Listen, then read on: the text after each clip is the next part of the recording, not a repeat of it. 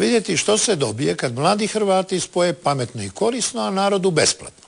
Internetska se video igra zove Džungla na asfaltu, ali kad je djeca svladaju, sigurno su u prometu.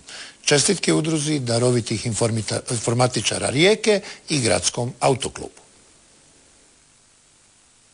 Vožnja središtem Rijeke nalik je pravoj, jer uz prepoznatljive ulice u virtualnom se gradu igrač susreće i sa stvarnim prometnim situacijama, neopreznim vozačima i pješacima. Uz ispunjavanje različitih zadataka, cilj je igre voziti što dulje bez prekršaja.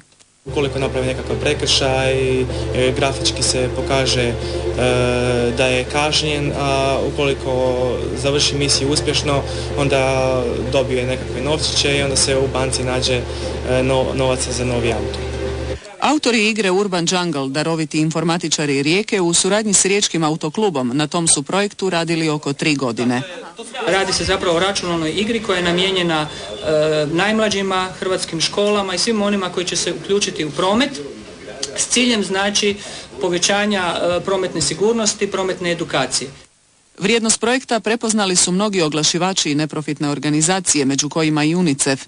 Njihovi se plakati pojavljuju u igri poput pravih oglašivača koji se reklamiraju po gradovima.